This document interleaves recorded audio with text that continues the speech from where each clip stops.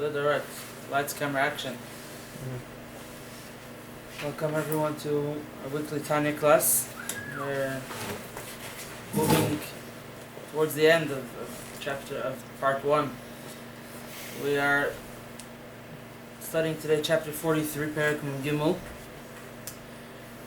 Chapter 43 is within the topic of, the general topic of Book of Tanya. Topic of Book of Tanya is serving God. We're within the second part, which talks about serving God with feeling, with emotions, which are generally divided to love and fear. Those are the two general emotions. All other emotions are actually branch out of that. And we were discussing in chapter 41 and 42 the base of Judaism, on an emotional level, which is fear, Yirat Hashem. The Mishnah tells us two statements, one after the other, which seem to contradict. One statement goes like this: Im ein yira ein chokhmah. If there's no fear, there's no wisdom. The other one says, Im ein chokhmah ein yira. If there's no wisdom, there's no fear. Stop. So obviously, the more simple, basic translation is that the Mishnah is trying to tell us that you cannot manage with just one. You must employ both. The person has to be God-fearing and has to be wise, has to study. So we're saying one without the other cannot exist, but on a deeper level, we're talking about two different levels of fear. We spoke about how fear is the beginning of the avodah, the beginning of divine service, and its root and the bulk of it. We explained for a very simple reason that we are servants of God. Anything which was created by God, in essence, is a servant of God, and a servant cannot found his relationship with his master on love alone. The foundation must be fear and authority. When I accept that God is my authority, God is in charge of me, in that case I will serve Him whether or not I'm in the mood. If it's just about I like it, I enjoy it. So one day you enjoy it, and then you'll stop enjoying it. If it's inconvenient. If it's inconvenient or whatever, you just lose interest. Happens, you all know that we could be moody. So that's why the foundation has to be fear, yirah. Which is the idea of, we said, which is in the most simple, basic level, is you should know that God is watching you. You know that when people watch us, we don't behave the way we would behave. We're alone. So sometimes it's important that a person should not be alone. Right? Let's take the example of the famous halacha of yichud, that a man is not allowed to be alone with a woman. It's a collusion. Why is that so? Because the best deterrent temptation for a person to overcome temptation is not punishment, divine punishment. It's shame. People are watching you. You don't do things that you would do. But the sages, with their divine wisdom, knew that if we tell a person don't be alone with a woman, and a woman should not be alone with a man, even if they would think of doing something, they would be embarrassed to do it. It does say that if the people are it's called fruitzim, people that are careless, that don't, sometimes people could fall so low that they don't care. But more normal person, average person, is ashamed to do certain things in the presence of others. And fear of heaven in a most basic sense, which is the foundation, is God is always watching you. You know the famous story of the Chafetz Chaim. I think I mentioned it, don't mention it again. When he screams, when everybody... What was it exactly? He says that he was once traveling with a wagon driver and he was hungry and he saw some fruit trees on the way on the side. So he wanted to go, tell them, watch, call me if the owner comes, if someone's watching. If someone sees me. So he went up and he started to scream, someone's watching. So he quickly got down and got on the wagon and he started to speed away. And he's looking back the whole time and he sees no one's chasing. So he says, you tricked me. No one's watching me. He said, I didn't say the owner was watching. I said God was watching, Hashem. So why? Because he was going to steal? He was going to take. Yeah, he wanted to take fruits. Yeah. He said, it's just fruits. one's gonna make a big deal. No, you know. Isn't there a similar story where he's able to push this big, heavy stairs or whatever? Where I don't know, maybe there were women. It was some famous rabbi that he ends up screaming so that there'll come people around. Right. So there's a fire. Right. That's when he didn't have other people. That's what had. That's an interesting point. The story in the Talmud in the Gemara about a big sage who actually did he gave some hospitality to a group of women which he actually freed from captivity, and he put them in his attic. And to get to the attic, he needed a heavy ladder. And he saw a woman, he got tempted, and he took the heavy ladder, which usually would take a bunch of people to carry all by himself. And as he was going up, on the way, he started to scream, "There's a fire!" And people heard, and people came, and that's what held him back from sinning. So his fellow sages told him, "You embarrassed us all." Right. By announcing to all that a sage could also fall. So he told them it's better. It's better that I shouldn't be embarrassed. That you should be embarrassed now, then I should be embarrassed before the Creator. He saved himself. Huh? And he put himself. How did he save himself? He shamed himself and he shamed all the sages. How did he stop himself from doing it? Why did he shame the sages? Huh? Why was it? How were the sages shamed?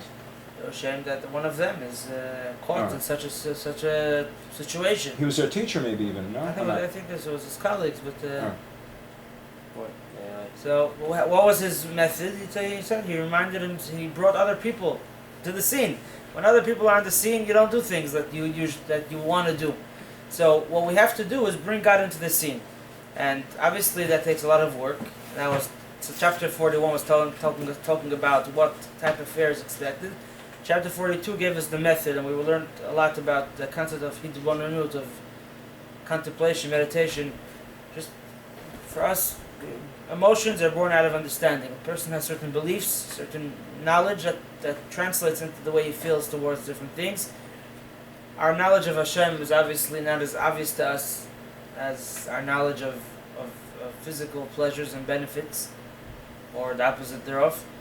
And our avodah, our work, which is not an easy thing. It's a very tedious task. This takes a lot of years and a lot of effort and a lot of consistency to think about this. Just learn about the presence of God.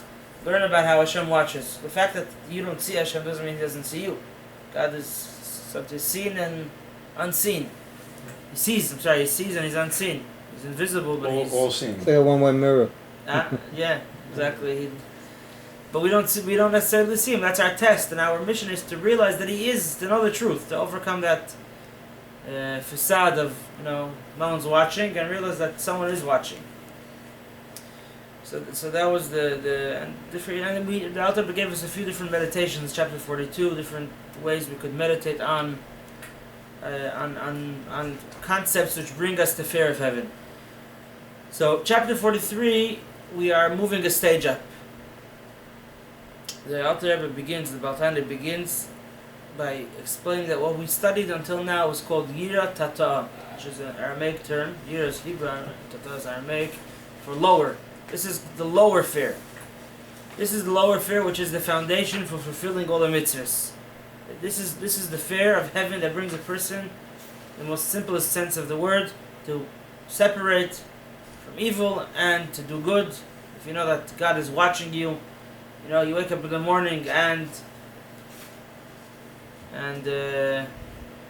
let's say your teacher or your father tell you, okay, it's time to get up, to go to work, to daven, so when some people are watching you, when you're in a supervised environment, we tend to perform better. That's how army works. That's how any person who has a responsibility, a job.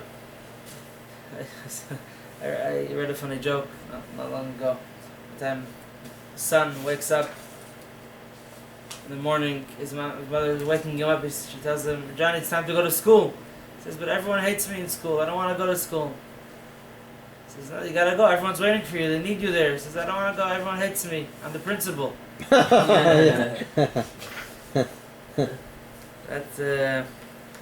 We know that you have a responsibility. Sometimes people get a little scared, but in general, when a person the knowledge that there's someone else. You're not alone in the room, or you have to account for your actions and your deeds. So it makes you not do wrong things, and it makes you do the right things. And this is called yirat Torah, the lower level of fear. Love won't do this. Love is depends on your your mood, and your the fact that you're interested. Fear that is not about you. Fear is about someone else. Fear is about surviving, I guess, even. There's also fear of things that will hurt you. And what does tata mean literally again? Lower. In Aramaic? Aramaic, yeah. And it says the Alter Rebbe about this fear, the lower fear. It says in yira in chokhmah. Person, and by the way, there's a famous teaching in the Gemara that says Rava, the great sage Rava, would always say, it was an aphorism that he used to use. He said, the tachlis, the purpose of chachma, of wisdom, is the ultimate goal of wisdom is tshuva, is repentance and good deeds, nice and plevim. So when we say if there's no fear, there's no wisdom. Wisdom is a general term which includes not only knowledge. General in Judaism, wisdom is never a goal to itself. A person didn't come to the world to philosophize. He came to the world to do. Wisdom is a tool, is a way to bring a person to serve God, to connect to God. Through his, so there's a level of there's a point of studying Torah, even if it's not brought into practice. Not everything we learn we can always practice. But it's the wisdom itself is a method to connect us to God, either by filling our mind with divine knowledge, or learning the Torah to know what to do, to know how to serve God. So that's when we're saying that if there's no fear, there's no wisdom. We refer to wisdom as a term which includes Judaism as a whole, Torah mitzvahs. If there's no fear, there's no wisdom. If a person doesn't have the yiras shamayim, it will not bring him to fear. That's why a person must, besides for making time to study Torah and to do mitzvahs, you also have to take time, designate time to ensure the survival of the Torah mitzvahs that you do. You should continue to do it, and that's through studying themes and meditating on themes which bring you to fear of Hashem. However, the Alter Rebbe goes into a distinction over here that there are two levels within the lower level. Lower level of fear it's called katnus and gadlus. It has we call it immature stage and a more mature stage.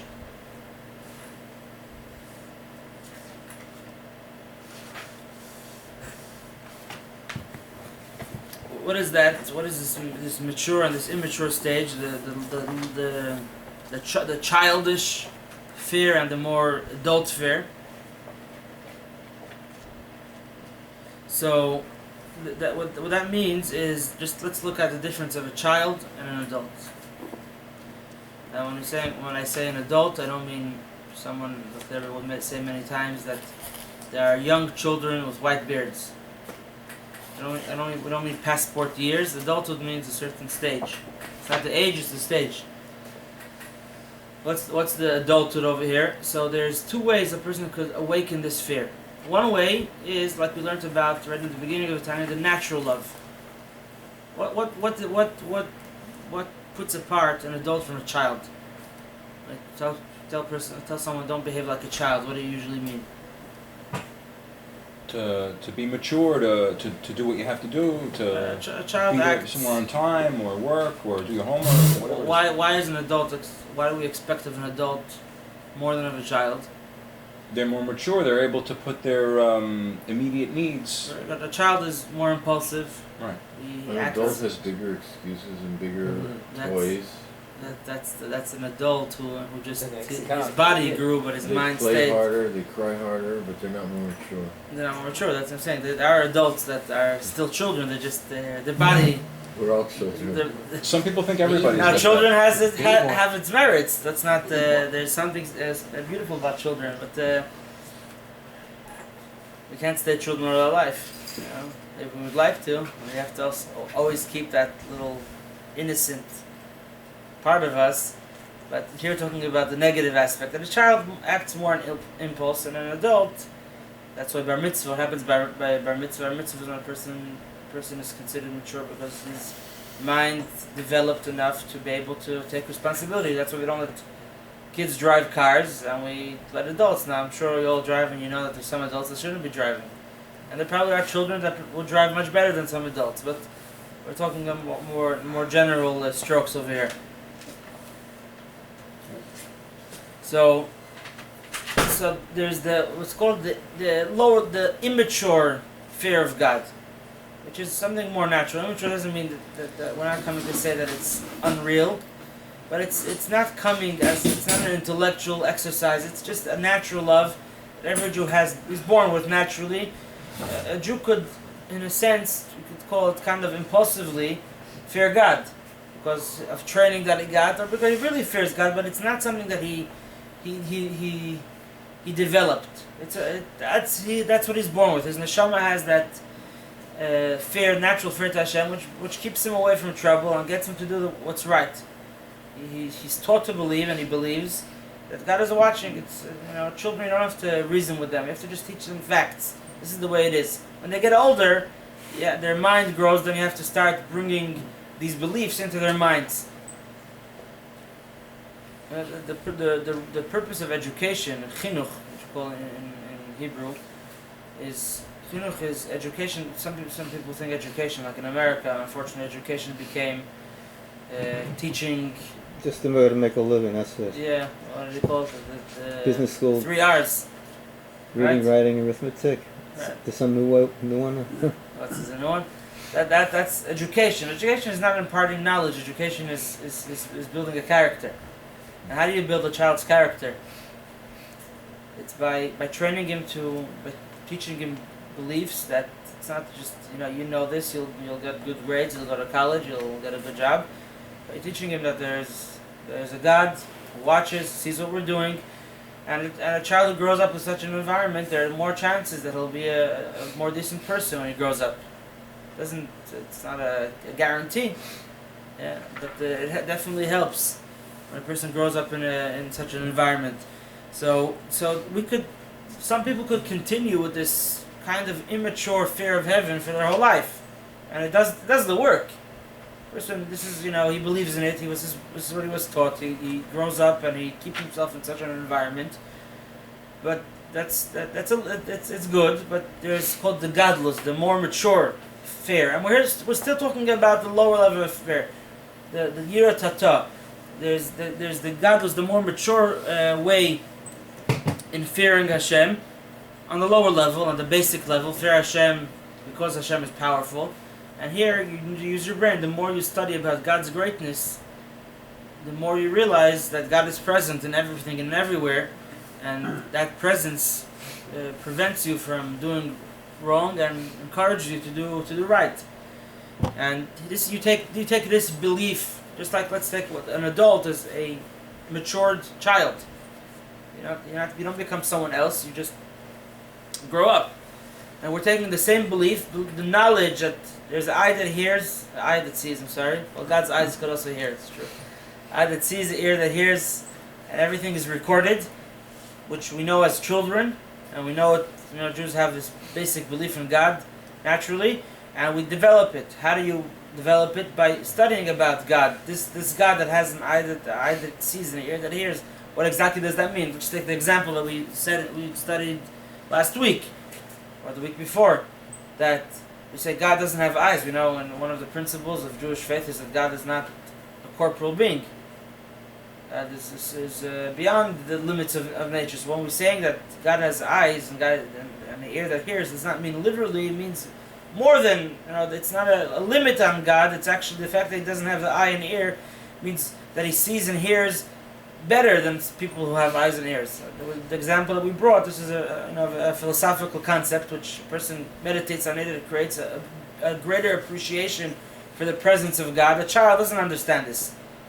A child, when child says God is watching, so he thinks God is watching the way a child imagines it. There's nothing wrong with if a child will imagine it in a physical way, because in a child's mind, the child doesn't yet understand that physicality is a limitation. So a child takes it in a very basic, grasps it in a basic way. God is watching me. Doesn't get into the how and what and why and the philosophy of it. Person grows, he could take this thought and develop it and make it more meaningful by realizing that when I say God has an eye that watches, it's more than an eye that watches regularly. And the example that we bring is that a person doesn't need eyes to feel that someone is stepping on his toes. Also, a blind person will feel it. Why? Because it's touching him. He feels it. He knows it just as good and even better than if he would see it. Yeah, if I see someone, you ever see these pictures that these little photography tips, you can make all these. You go to a park and you take two people stand on top of the one on the bottom of the hill, and one guy puts his hand up like this, and it looks like the person. It's like an illusion. He's standing on his hand, right? You get all these different tricks. Your eyes could trick you, but when someone's stepping on your toes, no one's going to trick you about it. Without seeing it. Didn't Moses have a relationship with every single person in the midbar? He actually, when they did the count, they just did another consensus. They did another count. I think the Levites were last. He knew he had a relationship with every single person. So if he can do that, certainly Hashem can do that. 100%. That is. And the more you study about God, God's greatness, things that a child's mind cannot grasp, because a child grasps, children when they begin to learn Gemara. So it's customary in most schools that the chapter that they begin to study is a chapter in Bava Metzia. It's called Elu Metzias, the laws of lost objects. Mm-hmm. And it's not the easiest chapter in the Talmud. There are much easier chapters. Whoever knows Gemara a little bit, you should definitely think to know. Knows how the back and forth, the discussion. It's not easy for a 25-year-old. Some people, even big minds, it's not the style is difficult. That's why it's important to start when you're younger. And they don't begin with the easier chapters. There are chapters that the discussion is not as complicated, not as deep. Let's say there's chapters in Masechet Brachot which talks about the blessing after the food, which are considered easier chapters. An adult who will learn Talmud will definitely see. But why do they choose this chapter? Because it's very easy to visualize. A child needs to be able to visualize. When you learn a child about brachas, it's not something you can visualize. You tell them about someone finds fruits on the street, someone finds coins, and if they're if they're set up in this way, set up in that way, it's all things that you can visualize. So even though it's the method is more difficult, the visualization aspect is much easier for the child, and that's why we begin with that. So a child that visualizes things, takes things in a very literal way, and he has a fear of heaven. It's very literal, and you grow older, you could fine tune things in a more deeper way, and your appreciation of these beliefs that you believed as a child grow. The more you meditate, the more a person learns about God's greatness, the more he feels how when I say God, just the example that we said, God sees is more than he sees, more than you could see with your eye. He feels, because everything in the world is him. And just like when someone touches you, you feel it, no matter where and which part of your body is being touched, you'll feel it. So Hashem, whatever I do, I'm actually an expression of God's power, and of course God is aware of what I'm doing, because just like I'm aware if anyone touches me, I am a part of God, and whatever I do is being created by Him and on a constant basis, and he's aware of it and he feels it. It doesn't affect him, unlike us, because that's already an additional stage, because God could create. He's the creator. He's not affected by his creations, but he's definitely aware of everything his creations are doing. So that's the example. You take a basic, simple idea, which could be understood on a very simple, basic level, and could be understood on a much deeper level. But this is all the same basic idea. God is watching you. You could see it. You could understand it as a child. You could understand it as a philosopher. But the same concept will be true. The more you know about God, the more that concept will affect you in a deeper way. But isn't he affected in some way by his creation? If he sees someone's doing something wrong, just like a father's going to be upset if the child does something not to his expectation. There has to be It's not a. It's not. It's not 50-50. It's You're not. touching on a very, very important topic. It's very Which interesting. is discussed in many places in Hasidus, and it deserves More a attention. class to itself. What subject is Well, that? I'll just put on my They're list. saying What would that be? How would you call it? How would you call it? How do you identify Does it? God, do our deeds affect God? How would these affect? Okay. Well, How or do do they? They Yeah. do. In a nutshell, it's God put Himself, since God is, how do you say, Kol Yachol, omnipotent. Omnipotent, omniscient, and omnipotent. So therefore, Omnipotent, all-powerful, therefore all-powerful. opposites are not opposites Well, only. It's the same example you just said. It's like God stubbing his own toe. It's like Right, but he was saying It's when someone steps on your toe, you feel no, it if you and step it on hurts your you. own- if you step on your own toe, if you hurt your own toe, it's the same thing. It Like, hurts you, If but- we do something wrong, it's kind of like God hurting himself. Does it hurt him? Is he affected by it? He would correct God that. is the same God before Probably the world was not. created and after the world was created. Try to and- correct it. Probably not. So- If he's so- omnipotent, then you wouldn't think he would be. So since hurt, he's but- omnipotent, he could be hurt and not hurt at the same time. In simple terms, he chose Right. He to goes- care. In other words, it's when my even if I'm a boss and I have 100 workers, one of them doesn't show up late and I need him. I can't do what I want to do without this person. That's the simple meaning of a worker, of a slave. A slave, He's on a lower level than the master, but the master needs him. When we say we're God's servants, God doesn't need us. God made us, and He wants to need us. And therefore, when we, like the example you said of a father and a child, is a better example. The father is he's his own person, but Yeah. he's upset when the child makes misbehaves. It's still not exactly the same because at the end of the day the father is affected by his child's behavior. God chooses to be affected, but it doesn't But affect is he him. affected if it's all him? Now you're getting very philosophical about it. No, but if you can't affect yourself. You can't You what? can try, but you can't affect yourself. Why not? Why not? You can't slap. You can't hurt yourself. You can't prick yourself. You can't. You could hurt You know, yourself. when you you could get- suffer from it. It's very easy to get mad at someone else, but when you get mad at yourself, you're very forgiving. You That's can't- true. Of course, you you're gonna can't treat it really- different. If you're doing, if you are what you're doing, I mean, do you get mad at an organ if it doesn't perform? There you guys. That's if it doesn't perform. If it lost its performance. But No. you don't get mad at it. You don't get disappointed in it. You still love your organ as yourself. It's your body. Right. You're Still not. love it. You're But not are you having it. upset? You you're have a not- lot of times teenagers. They're very upset with their body image.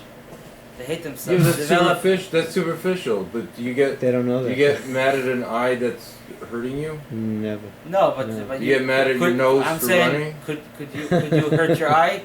Huh? Could you scratch yourself? No, you wouldn't do that. Well, Well, there are You people wouldn't. Some that there are people people do. that do that. Yeah. right. I'm saying There are people that do that. people but could hurt themselves. Could allow But themselves it's to not. be hurt. They're not hurting themselves because they're mad at themselves. Okay, that's They're one hurting way. themselves because they're looking. It's other psychological reasons, but within your own microcosm, you're not going to get angry at your finger if it's not going to act on its That's own. because your finger doesn't act on its own. But God Exactly. gave us the power to act on our own. It's called But free will. it's still His will. It is as well. Okay, that's true, but that's a little bit beyond our understanding. It's a both and thing. Let's leave it for another time. It's an important topic, and we could dwell on it for many hours.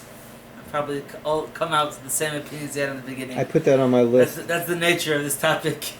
A class of meditation. Free will is one of those questions that It's people paradoxical. people struggle for a lifetime. You have to believe that the Torah says God tells us to give us free will, so you have to believe in it. How exactly it works is a good question. The Rambam talks about it and he tries to answer. So the Ravid, who usually is the Rambam's adversary, not always, but many times he argues. He says, the Rambam says in the beginning, you can't understand it, but I'll try to explain it to you. So he has a lot of questions on explanation. He says you should have just left it Just believe because that's what it says in the Torah. Because you just people, you mix people up more. Isn't free will tied in with the red heifer? Someone explained something to me. It was a Hirsch explanation. That the red heifer and free will was unbelievable explanation. I'm not aware. The Hear about paraduma, it. it was unbelievable. Can't even express it because it was a little bit on the deep side.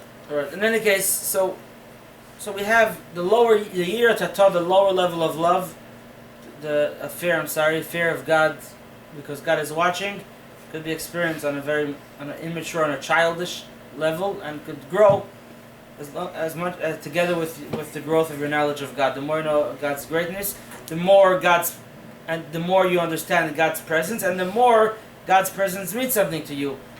Yeah. When children are around you, you're still not as embarrassed. When adults who understand what you're doing more, they're around you, you're going to behave, you'll feel even less comfortable doing things you shouldn't be doing. And the more a person sees the greatness of God, the more his fear of God will grow. Not only, he says, nevertheless, it's called an external love, a superficial fear, a lower fear, because what are you actually fearing over here? Punishment.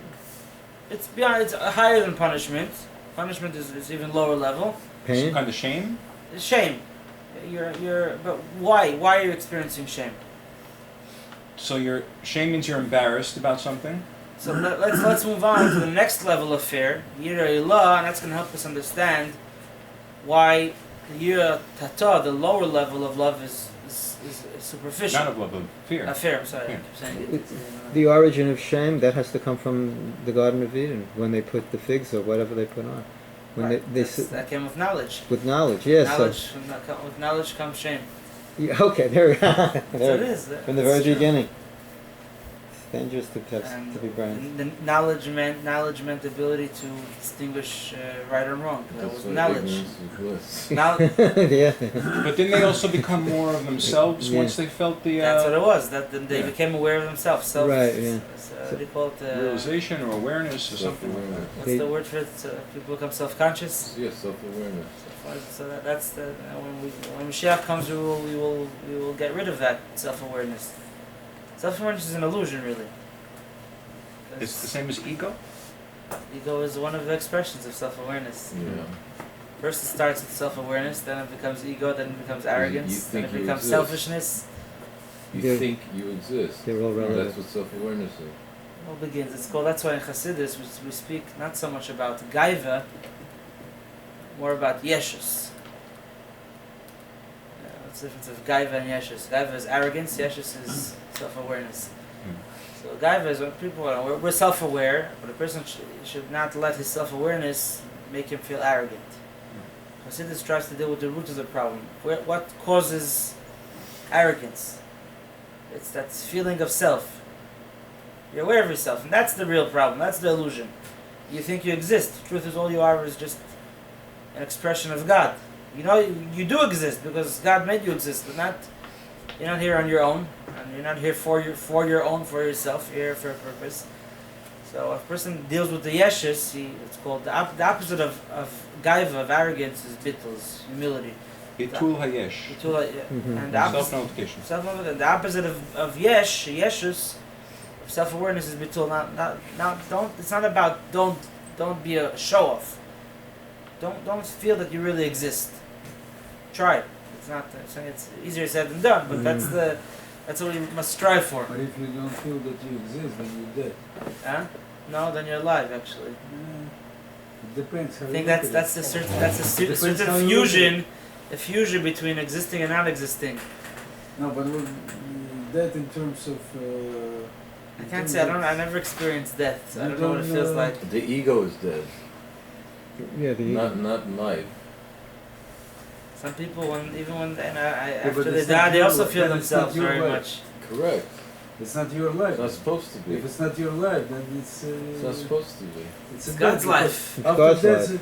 wait a minute. After death is still life, right? Life continues, life of the soul. Life continues in the soul.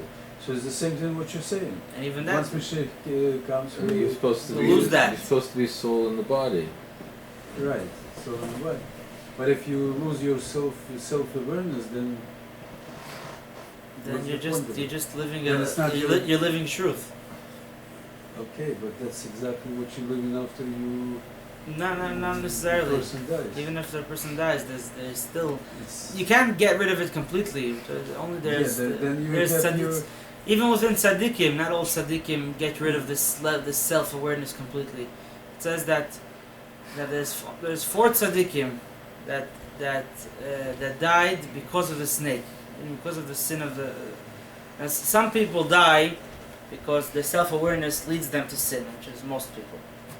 That's why most people suffer. Most people die. Most, I mean, Yeah. most like Jealousy rots the like bones. 99 point.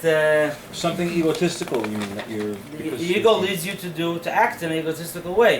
So, and it says in the Gemara there were 4 tzaddikim that they died exclusively because of the snake. In other words, they had their ego did not go beyond the way they were born. The person is born with a certain self-awareness. These tzaddikim, they guarded their deeds in such a strong way that their ego, the only reason why they died is because why did God create death? So self-awareness should not exist forever. If a person would live forever with that self-awareness, he would become a god in his just own said eyes. what I said. So that's why God made Exactly death. said what I Okay, said. good. I guess I didn't understand you. Because you just said that why you got created the death in order to get rid of self-awareness. Right. Okay. Very good. Right. I guess And that's then you said when Mashiach comes, we're gonna lose the self-awareness. So right. that's what That's it. Won't have to die anymore.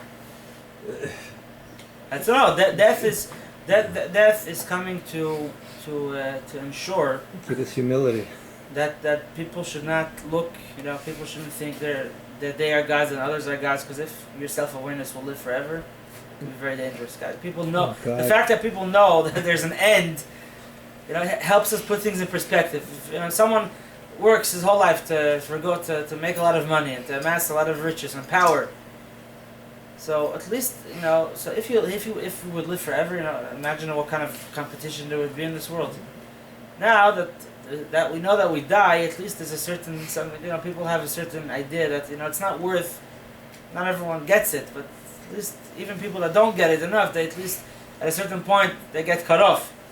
Okay, it's over. All the money, all the honor, the power. Now, what are you? You're a piece of meat in a box. Cadaver. Ashes. It or, actually makes life infinite because we're always restarting.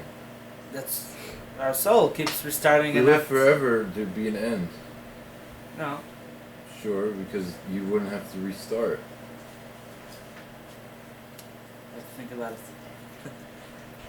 Well, so is transmigration a continuous form? It's not reincarnation, what Hindus do, but is transmigration just coming back one time when the body is resurrected? Or is it a belief system? I'm not familiar with the term. No, forget about reincarnation. 'Cause transmigration is in every Siddur, right? Saint Chias Mason. Right, exactly, right. or is That's, it called Gilgul trans- Neshamot? Resurrection's just amazing. right, right. So that happens. That's a one-shot deal, right? When the body comes back. Yeah, Okay, the soul returns to the body. that's a and- one-shot and deal. but it returns to a different type of awareness. Okay. Not an awareness of self, but awareness of God. The truth is that the self-awareness is actually something that only we have because we were the only ones that were created, so to speak, directly from God's essence, not through. Let's focus on the topic of air. Okay. What's Bitul Hayesh and Bitul B'Metziut? So Bitul Yesh means that a person has that self-awareness, but he overcomes it. He doesn't let it lead him. He doesn't let the ego lead him. Bitul B'Metziut is a person who reaches a point that he doesn't even feel himself. So these are the 4 tzaddikim that I was saying. The Gemara says that they died not because of their own sin, rather because of that certain level of self-awareness they were created with, which came as a result of the deed of a snake, and that's why they had to die. But they had no, God didn't have to kill, so to speak, any added negativity that they added, like most people do. But then they kept, and there are tzaddikim on even higher level. But let's. So what's the higher level of love? Of fear. Sorry, I keep getting mixed up. The Yira Ilah. To understand the Yira Ilah, we'll understand why the Yira Tata, the lower fear, is called external. the Yirei law, the higher level of fear is what's called Yirei Boishes. Is more what you'd call awe or respect. There's sometimes that we don't behave the way we would behave because people are watching us, and the moment those people go away, we return to our behavior. The only thing that's stopping us is that we're being observed, we're being watched. But there's a different type of fear, which is a fear that a person has, not from someone who's powerful physically, but more from the personality of the person. And this fear actually affects him in the future. When you're in the presence of a holy person, of a big tzaddik, a very wise person, what attracted you to this person in the first place was not his money or his power. It was Character a traits. desire to connect with this person's character, to learn from him. And therefore, now Because of respect, then, respect, and Yeah. his presence, his mere presence, causes you not to behave in a way which negates what this person stands for. And the more time you spend with him, the more his character affects you. And even if he's not present, that fear, that will continue. Well, not forever. That's why it's important. We have the concept of going to see a Rebbe. Hasidim always not only study the Rebbe's teachings, they made a point to visit the Rebbe once a year, or at least once in 2 years, because seeing someone that lives a God-fearing life on a real way, someone that embodies these values, has a very, very positive impact on the person. The person develops a yirat shamayim, a fear of heaven, which is something, not just I'm being watched, so I'm embarrassed to do it. I'm ashamed, not that I'm being watched, but I'm ashamed of the act itself. Sometimes we're not ashamed of there was once a chassid, his name was Reuven Dunin, and he would fabring. He would sometimes speak in a very down-to-earth language, which some people felt was a little bit too rough, not respectful enough. So he sometimes would use certain words to describe people who are behaving in a way they shouldn't behave. Like people would call foul language, usually. So, maybe it was him or a different chassid, but someone once said, he told this rabbi tells someone, don't be whatever, he used a certain word. So people got a little taken back. So he said, well, I don't understand. You're not allowed to say it, you're allowed to be it? That we have to develop a fear, and not that I don't do things because God is watching. I don't do it because it's beyond my dignity. And being around someone who someone great, a tzaddik, helps. That's called Yirei Boishes. And we have to develop what's the high level of fear is not only to have this from the tzaddik, but to have this from God. You could look at God on his more external side. God is powerful. God is in everything. God sees me. Or you could that's not God himself. That's God's power, and that's what scares you, and that's what makes you refrain from sinning. And you could look at, so to speak, God's character, who Hashem really is, and what's my connection to Him, and that will make you not only embarrassed to do certain things, embarrassed of even wanting to do it. You'll feel, in Yiddish they say this pastnish, which means it's below your dignity. It doesn't befit. The act is wrong. It's not that I would do it. It's just people are watching. You feel ashamed, and when you're doing it because of the power that comes from an external source. So, if the power disappear, that person watching you would continue to do it. Here, it changes you. It makes you feel wrong about the thing itself, not because I'm being observed. It's just I'm now I could on my own already. I'm sufficient. It's sufficient to keep me away from it. We'll continue, God willing, about this topic a little more next week, and then we'll move on to love. Like a self-discipline, it becomes? But a self-discipline, not because God is watching me always, but a self-discipline because I'm embarrassed of certain behaviors. It's not even so much discipline. Discipline is when you have to overcome yourself. This is your... You know it's wrong.